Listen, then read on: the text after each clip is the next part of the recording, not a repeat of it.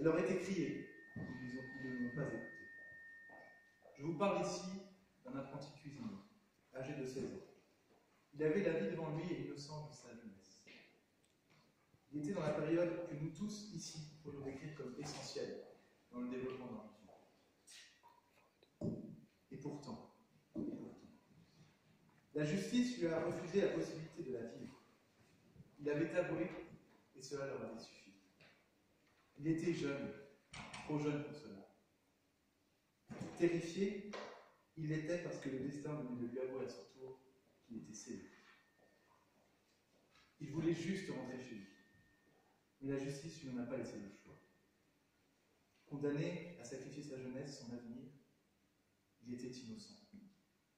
Ce matin-là, il s'apprête à passer une journée ordinaire, d'apprenti ordinaire. Et le soir, le voici coupable, présumé d'un homicide. On indemnise l'erreur. Mais comment restaure-t-on un honneur aussi bafoué? Comment guérit-on un traumatisme aussi lourd? Comment rattraper la moitié de sa vie perdue à jamais? On a nié son droit à vivre comme les autres parce que la justice a fait erreur. Parce que les jurés et les juges se sont trompés. 15 ans de ma vie sacrifiée, ces moments-là, je ne pouvais plus les vivre. Mon corps restera jamais marqué par les violences et les viols, parce qu'on m'a condamné pour un meurtre que je n'ai pas commis. Je voulais simplement rentrer chez moi. Je m'appelle Patrick Dies. Aujourd'hui, j'ai 47 ans. J'ai passé un tiers de ma vie en prison. Combien sont-ils? Combien sont-ils encore enfermés parce que la recherche de la vérité, ultime vocation de la justice, fut vaine?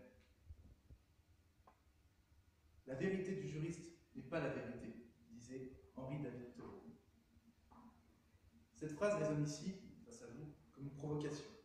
Un affront, certes, mais également une évidence. On distingue sans en douter la vérité simple, sans relief de l'être, de son idéal, la vérité au capital.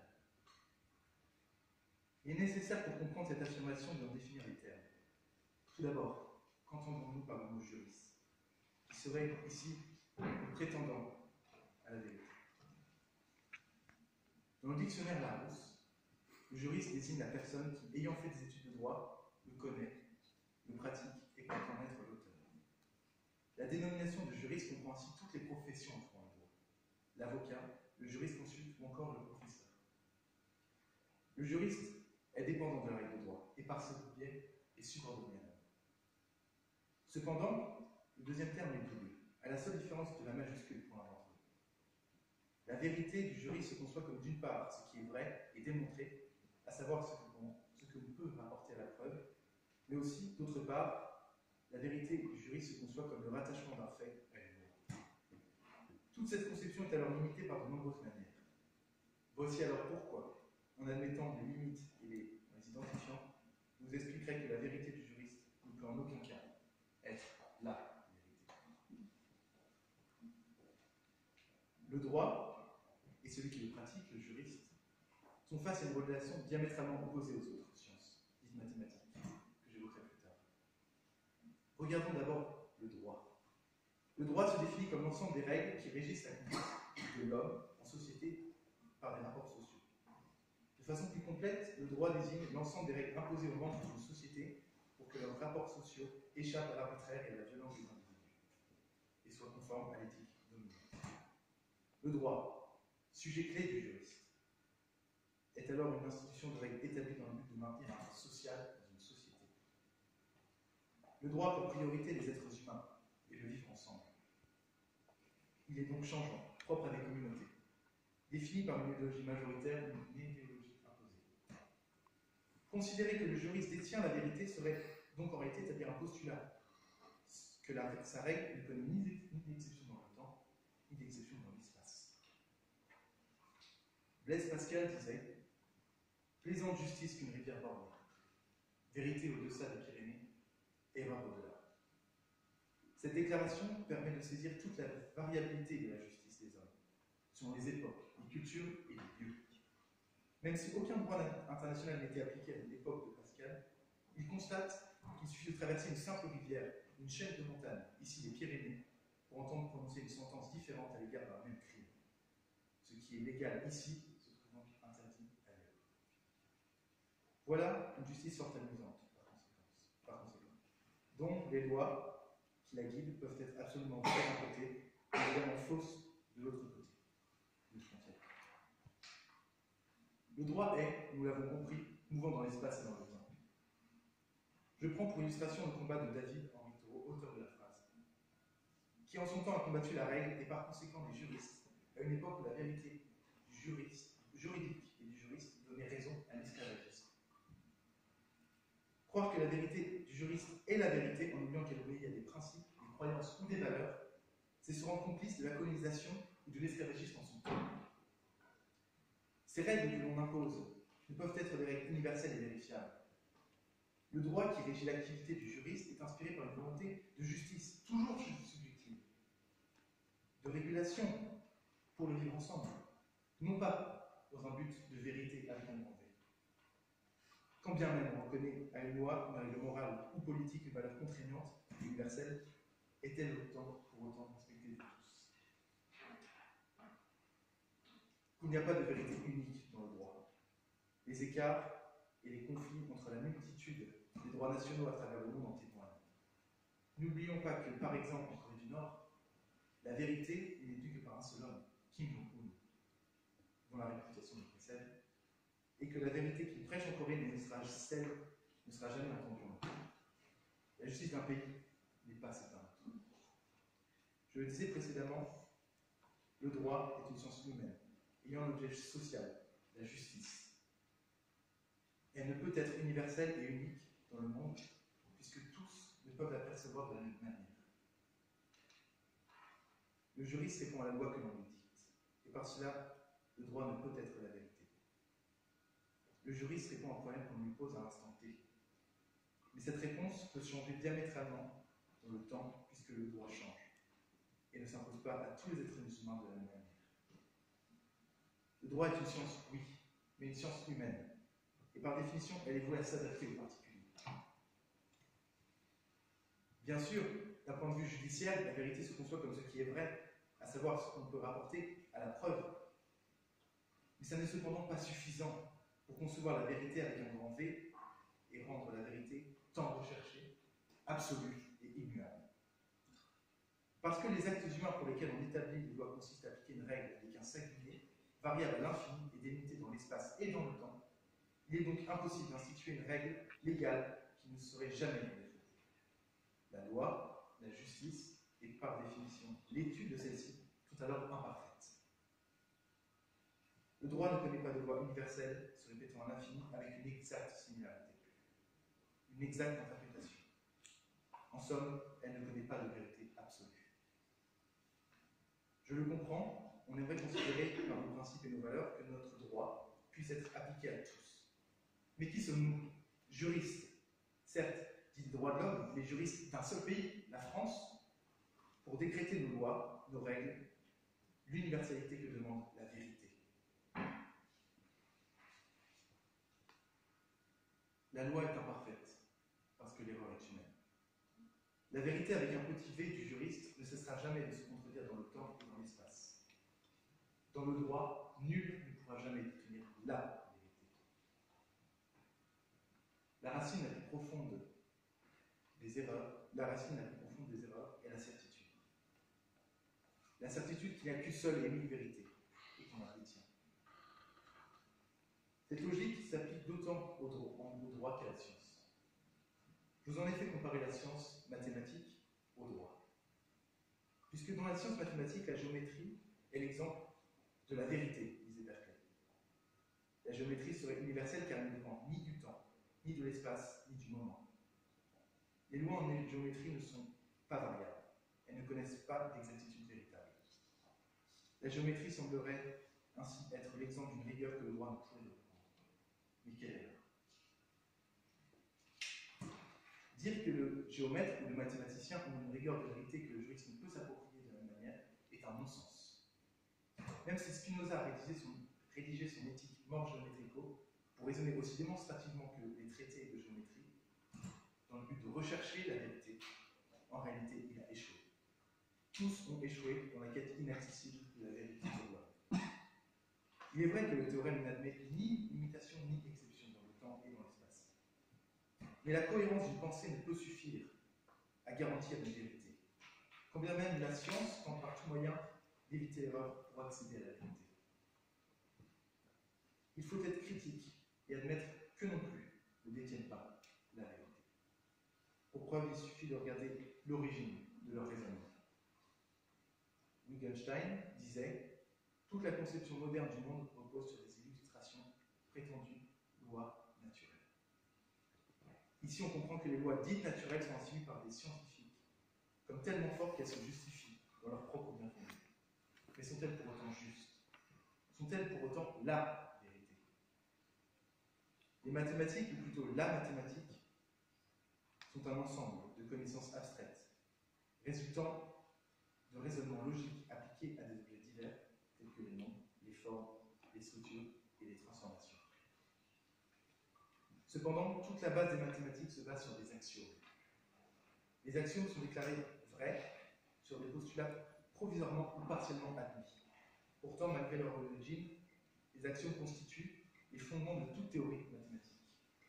Une démonstration mathématique est donc considérée vraie, alors que sa base même n'est pas vérifiable.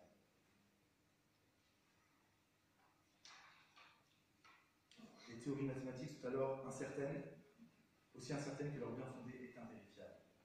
Par conséquent, la science mathématique ne peut être non plus la vérité.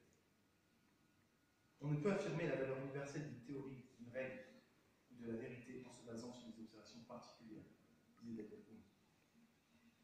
Mais alors, qu'est-ce que la vérité? Celle avec un grand V.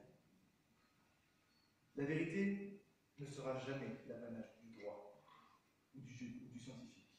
La vérité est un tout, indémontrable par les êtres humains. Kant disait « L'expérience nous apprend bien que qu'une chose est de telle manière, mais pas qu'il ne puisse être autrement. Les humains ne peuvent s'imaginer l'impossible puisqu'ils sont détenteurs d'une seule vérité, mais non pas de la vérité. »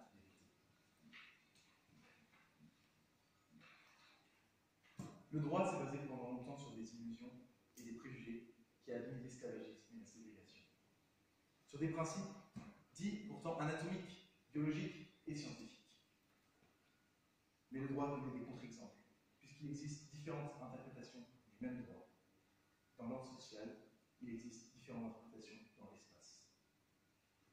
Le droit commet des erreurs qui se sont démontrées soit par des erreurs judiciaires, soit par son instantanéité qui n'a pas su perdurer et a donc dû évoluer dans le temps. Un jour, les homosexuels étaient des criminels. Aujourd'hui, ils sont semblables en droit. La vérité, avec un grand V, est immuable, éternelle, universelle. Elle est caractérisée dans un premier temps par son universalité, en tous lieux. Elle s'oppose à un point de vue, une opinion délimitée dans l'espace ou par les individus. La vérité est dans un second temps nécessaire. Elle ne peut en être autrement. Elle est ce qu'elle est. Elle ne peut pas être tout et son contraire. La vérité est aussi générale. Elle ne s'intéresse pas aux choses particulières, aux singularités, mais à la globalité. Elle est aussi absolue. Elle n'a ni condition ni dépendance. Elle est sa propre condition et ne dépend que d'elle-même. Et enfin, la vérité est éternelle. Elle ne connaît pas de frontières de temps. Elle est infinie dans sa temporalité et ne connaîtra jamais d'exception. Pour mettre un point final à la thèse que je défends, et je suis sûr que vous défendrez à votre tour une vérité, et pas la vérité, M. Chamberlain. J'insiste sur l'échec de la cohérence qui justifie la vérité. Le juriste détient une vérité, celle qu'il est capable de concilier et d'appréhender, mais pas la vérité.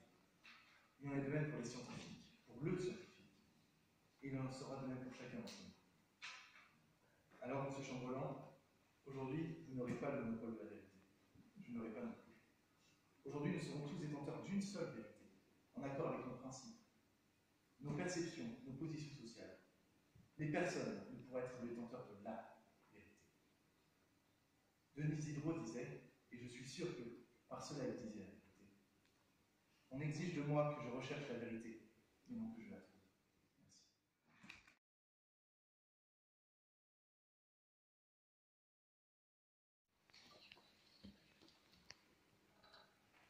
Madame la présidente du jury, Madame la jurée, cher contradicteur et bien évidemment très aimable public qui s'est déplacé un samedi après-midi en plein week-end de Pâques, je suis ravi, non pas de ma coupe de cheveux qui est un désastre, je vous l'accorde, mais je suis ravi d'être en petite finale du concours régional d'éloquence. Je suis ravi de représenter l'université de Rouen. Je suis ravi d'avoir échauffé mes jambes en montant ces quelques marches. Et par-dessus tout, je suis ravi d'avoir instauré un malaise dans cet amphithéâtre par une abstinence de parole d'une vingtaine de secondes. Mais cette abstinence de parole avait un but bien précis, celle de capter votre attention.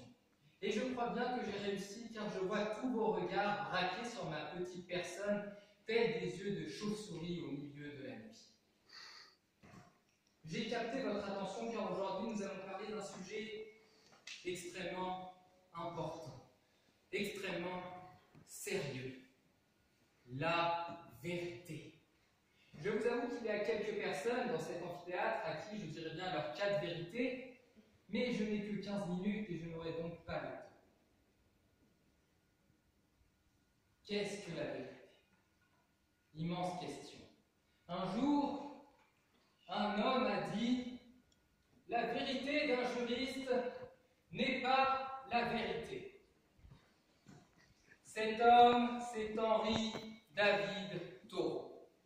Dans un premier temps, lorsqu'on porte le nom d'un animal, est-il bien utile de vouloir se faire remarquer?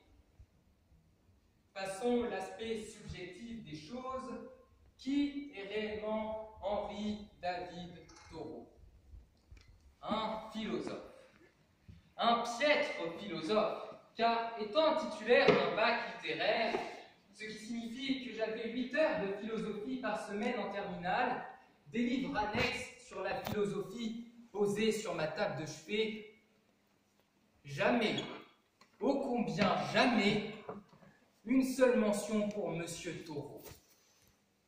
De plus, est-il utile de croire les philosophes? Je vous rappelle tout de même que Freud a essayé de nous faire croire que si l'on avait mal à la jambe gauche, c'est parce qu'on désirait avoir un rapport sexuel avec sa belle-sœur.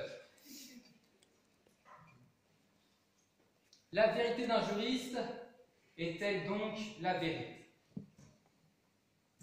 Depuis le début, je vous parle de 2 notions, vérité et juriste, et je vois dans vos yeux que vous avez envie que j'aille plus loin pour les définir. Qu'est-ce qu'un juriste? Un juriste, ce n'est pas uniquement un avocat. D'ailleurs, en parlant des avocats, savez-vous que l'avocat est un fruit et non un légume? Quitte à dire la vérité, autant dire toute la vérité. Les avocats sont des juristes, mais tous les juristes ne sont pas des avocats.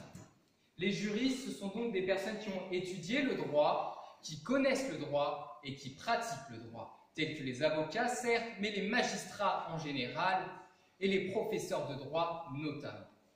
Ensuite, la vérité. Faisons tomber le mur, brisons les amalgames. La vérité, ce n'est pas ce qui est vrai. La vérité, c'est ce qui n'est pas faux. Et cette définition de la vérité, qui est la bonne définition de la vérité, élargit le champ de la vérité. La vérité d'un juriste est donc la vérité. Pourtant, on entend dans des pays anglophones cette maxime « Lawyers are liars ». Je m'excuse d'avoir brusqué vos oreilles par ce minable accent anglais, j'en suis conscient. Cette citation signifie que les avocats sont des menteurs. Encore une fois, tous les juristes ne sont pas des avocats. Et puis, qu'est-ce qu'un menteur? Un menteur, c'est une personne qui dit des mensonges. Jusque-là, ça va. Mais qu'est-ce donc qu'un mensonge? Derrière chaque mensonge, il y a une part de vérité. Un mensonge est donc une semi-vérité. Le mensonge n'est pas l'inverse de la vérité. Ce qu'on peut opposer à la vérité, c'est l'erreur. Et on fait erreur à croire que la vérité d'un juriste n'est pas la vérité. Ensuite, Qu'est-ce que réellement la vérité d'un juriste? C'est la vérité judiciaire, c'est la vérité de la justice, la vérité du droit. Et cela tombe bien, nous sommes dans un état de droit, un état où la loi est le socle de notre société, où la loi est extrêmement importante, où elle permet la connexion entre chacun de nous. La loi, c'est tout cela. Et la vérité judiciaire, c'est donc la vérité de l'état de droit, la vérité du droit, la vérité de l'État, la vérité du quotidien et la vérité de la société. Portalis, qui a rédigé le Code civil, était malvoyant et pourtant cet homme était un visionnaire. Il a dit « Tout prévoir est un but qu'il est impossible d'atteindre ». Oui, la loi ne peut pas tout prévoir. Oui, les codes ne peuvent pas tout prévoir. Mais est-ce que la vérité d'un juriste, messieurs, dames, se borne au code et à la loi? Absolument pas. Il y a la jurisprudence, il y a la doctrine, et c'est cette jurisprudence et c'est cette doctrine qui suivent l'évolution de la société, qui suivent l'évolution des mœurs. C'est grâce à cette doctrine et à cette jurisprudence que l'adultère est rentré dans les mœurs. C'est grâce à cette jurisprudence et cette même doctrine qu'on s'est rendu compte que non, le mariage n'était pas la seule forme de couple. Et c'est grâce encore une fois à cette jurisprudence, cette doctrine, qu'aujourd'hui le mariage est possible pour tous. Ce même Portalis, illustre juriste, a dit « Le droit est la raison universelle, la suprême raison fondée sur la nature même des choses. » Sur la nature même des choses. Qu'est-ce que la nature même des choses? C'est le réel, c'est les faits. Et la vérité, c'est aussi le réel et les faits. La vérité d'un juriste, c'est donc le réel, c'est donc la vérité du quotidien et de notre société. La vérité d'un juriste est la vérité. Je citerai un autre illustre juriste, Jean Carbonnier, qui a dit « Le droit n'est pas cet absolu dont souvent nous rêvons ». Et sur ce point, il rejoint Portalis. Non, le droit, matière des juristes, n'est pas un rêve. Le droit, c'est encore une fois le réel. La vérité, c'est ce qui nous entoure. Les juristes ne sont pas déconnectés de la vérité. La vérité d'un juriste est donc la vérité avec un grand V. Je clôt pour l'instant cet instant citation et j'aimerais commencer un instant hypothèse. Si on part de l'hypothèse que la vérité d'un juriste n'est pas la vérité, pourquoi alors les avocats sont-ils sous pression? Pourquoi des juges sont-ils assassinés? François Renaud, décédé le 3 juillet 1975, assassiné par la pègre lyonnaise parce qu'il touchait du doigt la vérité. Mais si la vérité d'un juriste n'était pas la vérité, pourquoi cet homme aurait-il été assassiné? Ce long silence montre qu'il n'y a pas de réponse, le seul fait étant que la vérité d'un juriste est la vérité. Autre juge assassiné, le juge Pierre Michel, assassiné le 21 octobre 1981 par la pègre marseillaise à un feu rouge alors qu'il rentrait déjeuner avec sa famille. Comme pour le juge Renaud, si cet homme, si ce juge, si la vérité de ce juge, si la vérité d'un juriste n'était pas la vérité, pourquoi l'avons-nous assassiné? Il n'y aurait aucun motif légitime. Cela prouve encore une fois que la vérité d'un juriste est la vérité. Mais si on estime que la vérité d'un juriste, nous sommes toujours dans les hypothèses, n'est pas la vérité, cela voudrait dire que la vérité d'un juriste est une erreur. Cela voudrait donc dire que toutes les décisions de justice rendues sont des erreurs. Que tous les meurtriers, les trafiquants de drogue, les trafiquants d'enfants, les pédophiles qui ont été condamnés, cela serait une erreur.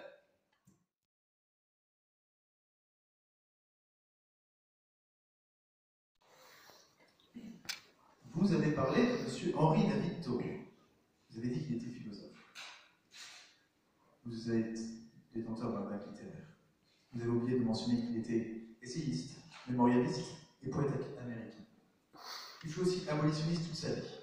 Il n'a jamais accepté que la justice et le droit positif puissent à ce point méconnaître la vie des esclaves. Vous ne le connaissez pas, c'est votre problème. Vous mettez tous les philosophes dans le même sac, et c'est en cela que vous n'aurez jamais la vérité. Vous allez définir votre vérité, mais pas la vérité. Vous avez défini avec brio la vérité avec un petit v, celle du juriste. J'ai défini aussi celle du scientifique, avec un petit v encore. Mais les deux ne détiennent pas la vérité. Vous omettez donc de définir la vérité avec un grand V. Mais je retiens surtout ce que vous venez de citer. Jean-Marie Le Pen. Pour un littéraire, il aurait dû faire attention à chaque point de détail du sujet. Il y avait un grand V sur la vérité, ce qui prouve bien que vous avez défini seulement une vérité, mais pas la vérité. Vous avez défini la vérité dans notre pays, mais qu'en est-il dans les autres pays? La vérité sur le mariage, sur l'homosexualité, n'est pas la même dans d'autres pays. En cela, donc, il n'y a pas une seule vérité, mais la vérité. Laissez-moi donc, pour terminer, raconter une histoire, celle de Marine Le Pen et de Nicolas Sarkozy. Deux juristes, pourtant, disent-ils la vérité? Je vous pose donc cette question, qu'arrivera-t-il lorsque ce juriste, M. Nicolas Sarkozy, sera coupable? Merci.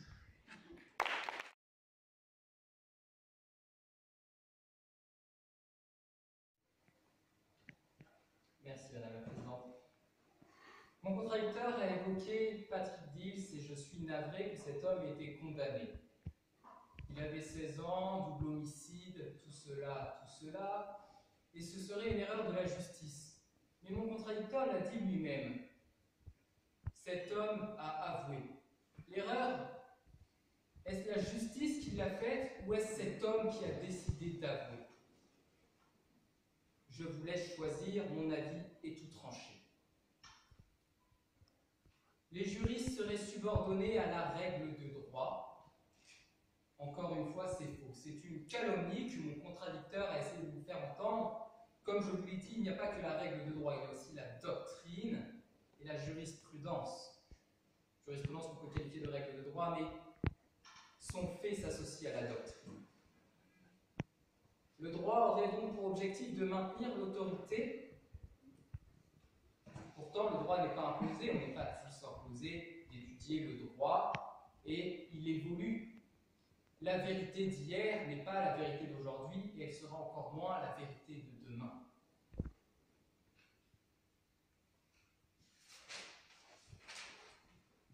La vérité dans le temps. Donc, les mœurs évoluent, et heureusement, parce que sinon on aurait encore de l'esclavagisme, et en France, les homosexuels seraient encore plus persécutés qu'ils le sont encore aujourd'hui.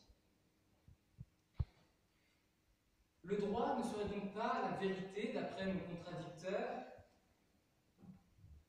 mais les juristes, ce n'est pas que le droit, eux encore heureux. De plus, la loi et la justice seraient apparemment imparfaites. C'est vrai, et encore une fois, c'est pour cela qu'il y a la doctrine et la jurisprudence.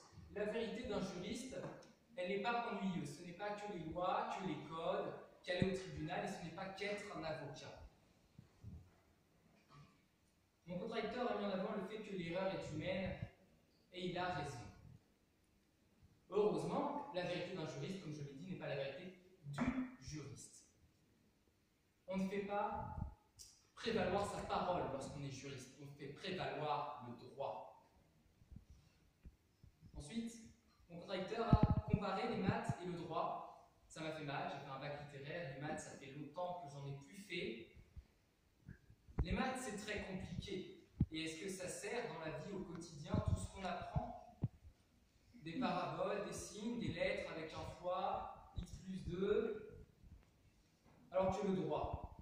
L'objectif du droit, et c'est l'objectif de Portalis quand il a rédigé le Code civil avec ses compères, c'était qu'il soit compris par tout le monde, qu'il soit simple et qu'on puisse y accéder sans être un juriste. Alors que si vous n'êtes pas un mathématicien, pouvez-vous comprendre toutes les maths? Absolument pas.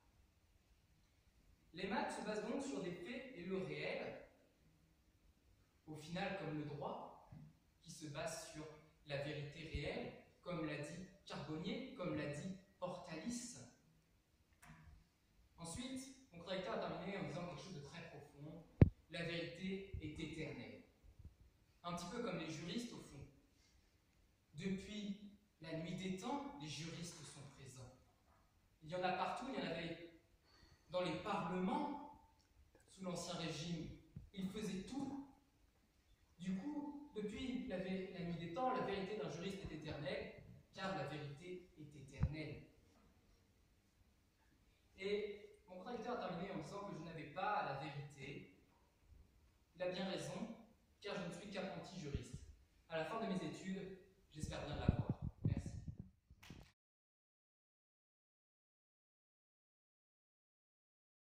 Sarkozy et Marine Le Pen sont des avocats, au moins je sais pourquoi je ne suis pas avocate et que je suis juge.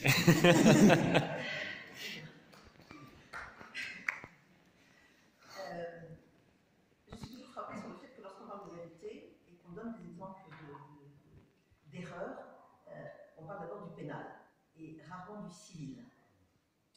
Est-ce qu'il n'y a pas une contradiction à parler de vérité avec un grand V et à dire que finalement, dans certains domaines, les modes de preuve et les règles de preuve sont imposées et limitées? Ce qui veut dire que d'emblée, certaines parties au civil savent qu'elles n'arriveront peut-être jamais à prouver quelle est leur vérité. Est-ce qu'il n'y a pas là une contradiction encore plus grande, et notamment par rapport à la place du droit dans la société? Vous avez entièrement raison, juriste, monsieur Nicolas Sarkozy. Des écoutes téléphoniques, ça a été invalidé, ça devait être invalidé dans le droit. Pourtant, ça pouvait permettre de rechercher une vérité. Preuve que le droit ne recherche pas la vérité, mais une justice. Vous avez d'ailleurs parlé de doctrine, je te réponds là-dessus. Il y a plusieurs doctrines, donc il y a plusieurs vérités. Ce n'est pas la vérité d'aujourd'hui. Aujourd'hui, on n'a pas le droit d'avoir certains modes de preuve. Peut-être que demain, on aura droit. Il y a des années, on n'avait pas le droit de prendre un email comme preuve. Aujourd'hui, on a le droit. De plus, la vérité, je dois encore le rappeler, car j'ai l'impression que certains dans cette pièce ont du mal à le comprendre. Ce n'est pas ce qui est vrai, c'est ce qui n'est pas faux. Et donc, il est bien plus facile pour un justiciable de faire prouver ce qui n'est pas faux. Merci.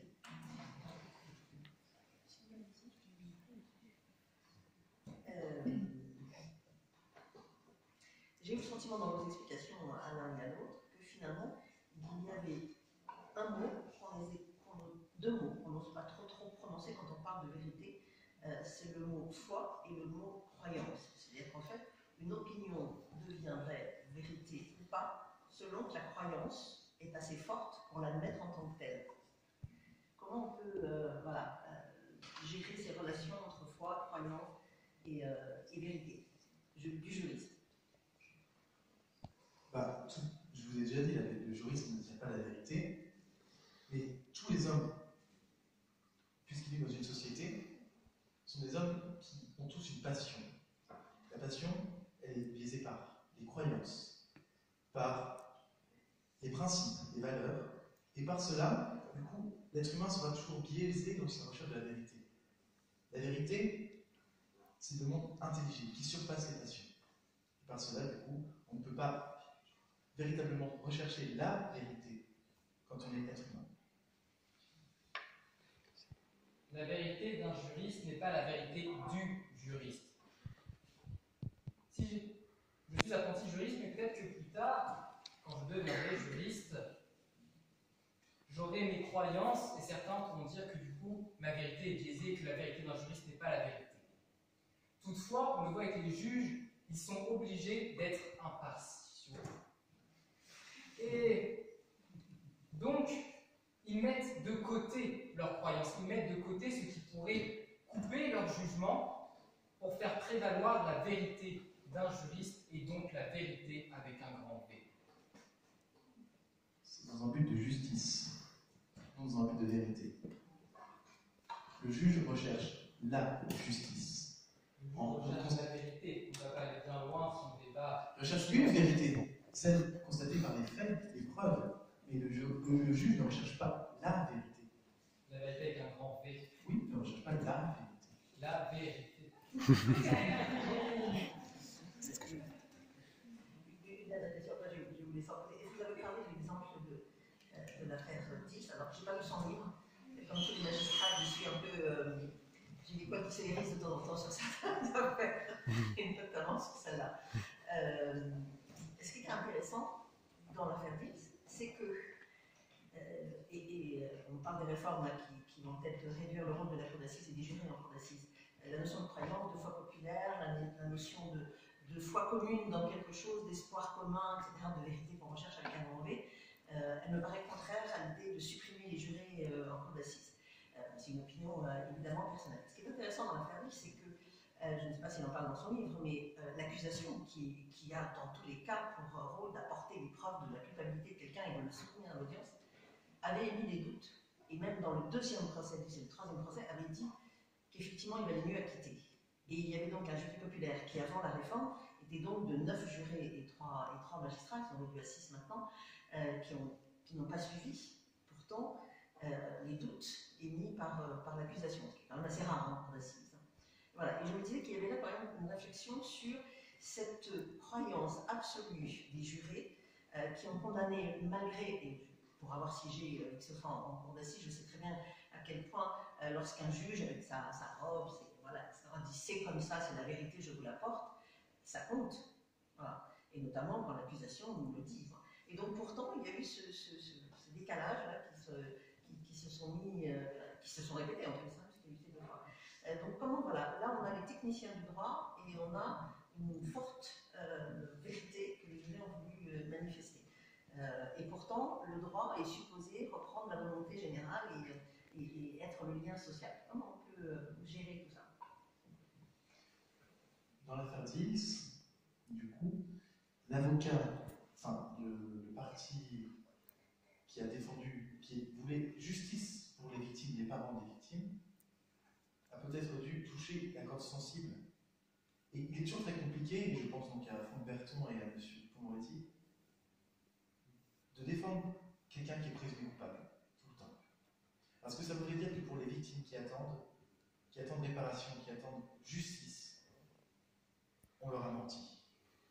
On a empêché, on leur a fait croire, soit par les médias, soit par... Parce que les charges semblaient trop lourdes pour la personne, on leur a fait croire qu'il n'y avait qu'un seul coupable, ou que le coupable était celui qui était face à eux. Et parfois il y a une erreur. Et cette erreur, parfois lors des acquittements, il peut y avoir autant d'erreurs qu'il y a d'erreurs quand on emprisonne quelqu'un. Et je pense donc que c'est par la passion de chaque individu, membre du jury, par les jurés, qu'ils se sont fait avoir par leur passion parce qu'ils ne pouvaient pas comprendre la vérité, ils ne pouvaient pas rechercher la vérité. Ils recherchent la vérité, mais ils ne pourront pas l'atteindre. Donc ils se sont fait avoir par la passion, et c'est pour ça que, comme je disais avant, les hommes ne pourront pas atteindre la vérité puisqu'ils sont dotés de passion. Dans un premier temps, est-ce que les familles des victimes cherchent la justice ou la vérité? Elles cherchent la vérité. C'est pour ça que la vérité d'un juriste est la vérité. Et Patrick Dils a été condamné, certes, certains diront qu'il est non coupable, mais il a été condamné pour la vérité, il a été condamné pour des choses qui ne sont pas fausses. Et en ce sens, on ne peut pas dire que l'erreur reporte sur les juristes. Je vais revenir un petit peu également sur le droit civil, puisque je ne suis pas très à l'aise en droit pénal.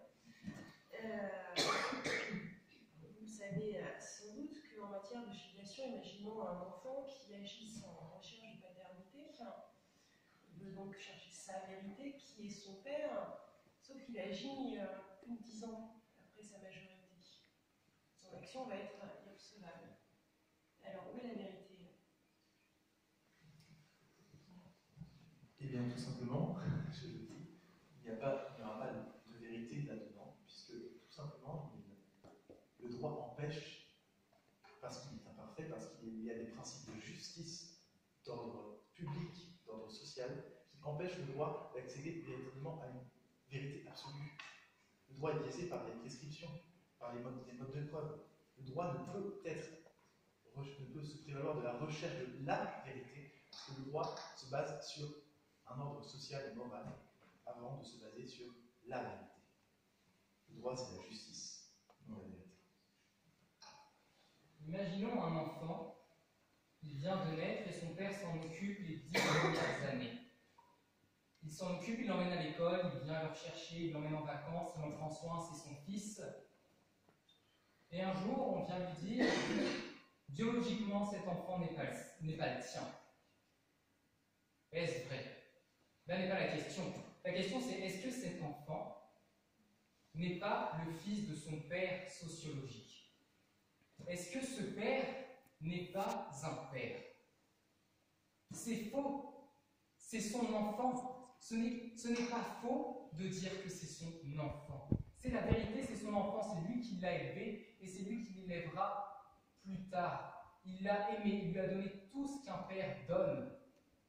Et donc oui, c'est la vérité, n'en déplaise à certains. On n'est pas exactement à la question que j'ai posée. La vérité, c'est ce qui n'est pas faux. Et son père biologique, ce n'est pas faux, c'est son père. Tout comme son père sociologique pourrait être considéré, il y a donc plusieurs vérités, sous le même signe de la grande vérité, avec un grand V, qui tient tant à cœur à mon contradicteur. Et cette vérité, elle n'est pas fausse dans les deux cas. Mais si la vérité du juriste est la vérité, selon votre démonstration, comment traiter le fait que le droit ne puisse pas, à un moment, pour une raison de prescription, une raison de preuve, établir la dire? Parce que c'est la vérité, on ne peut pas la remettre en cause tout le temps, perpétuellement. Ça serait un massacre, c'est son fils. Et cet enfant, son père, c'est le sien, c'est un fait. On ne peut pas tout remettre en cause tout le temps. C'est du normativisme.